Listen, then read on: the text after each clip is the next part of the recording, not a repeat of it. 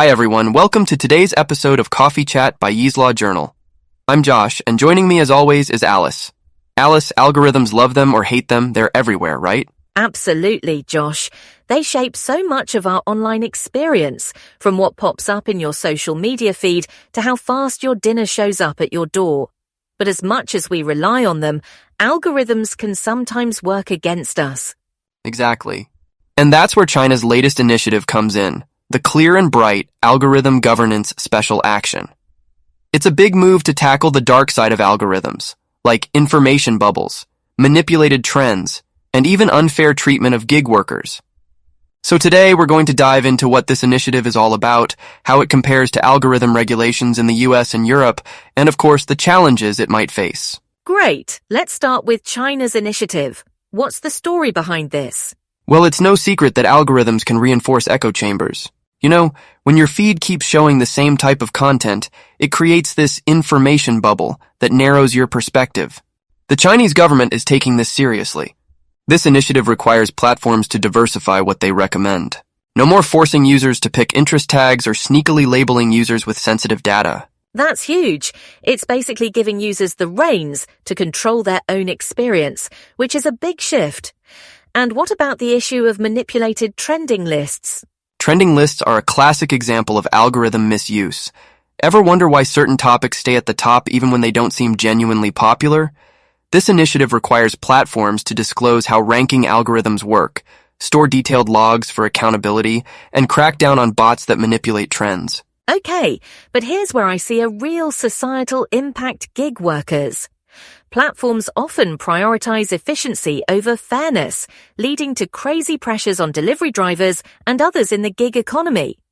Does the initiative address this? It does. Platforms are now required to show exactly how they calculate delivery times and fees. More importantly, workers will have access to appeal mechanisms if uncontrollable issues like bad weather delay their deliveries.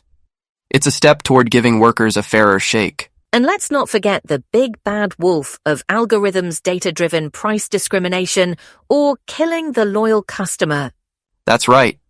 The initiative outright bans using personal data like your age or spending habits to set different prices for the same product.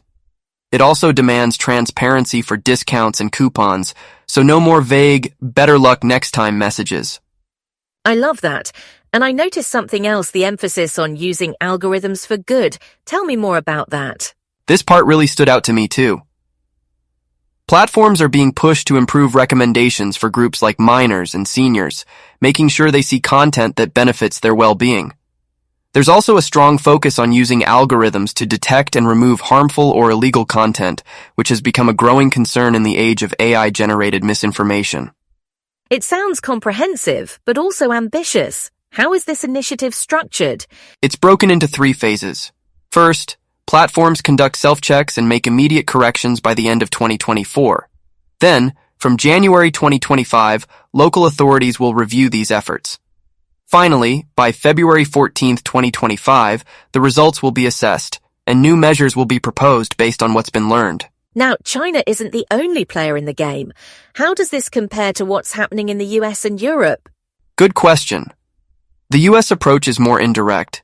Instead of a national algorithm law, states like California have passed laws like the California Consumer Privacy Act, CCPA, and the California Privacy Rights Act, CPRA. These focus on privacy and transparency, but leave the heavy lifting to the private sector. So it's more about encouraging companies to self-regulate. Exactly. Contrast that with the European Union, which has some of the strictest rules out there. The General Data Protection Regulation, GDPR, and the newer Digital Services Act, DSA, directly target algorithm transparency and user rights. And with the upcoming AI Act, the EU is setting even higher standards for high-risk algorithms, like those used in hiring or credit scoring. Interesting. So while China is using administrative orders for quick action, the EU relies on detailed legislation, and the US leans on market-driven solutions. They're all tackling the same problems, but in very different ways. That's exactly it. There are some common goals like transparency, fairness, and user protection, but the methods reflect their unique governance models. And speaking of methods, what challenges do you think China's initiative might face? Several. First, relying on platforms to self-regulate might lead to uneven enforcement. Second, making complex algorithms fully explainable is still a technical challenge. Third, there's the risk of over-regulation stifling innovation. And finally, finding the right balance between user rights and business efficiency is always tricky. So it's a delicate balancing act, but one thing's clear: algorithm governance is becoming a global priority. Absolutely. Whether it's China's initiative, the EU's regulations, or the US's state-level actions, the message is the same. Algorithms must serve people, not the other way around. Well said, Josh. For consumers, this means fairer, more transparent experiences. For businesses, it's a call to innovate responsibly. And with that, we wrap up today's episode of Coffee Chat by Yee's Law Journal. Thanks for listening, everyone. If you have thoughts or questions, leave us a comment or send us a message. See you next time.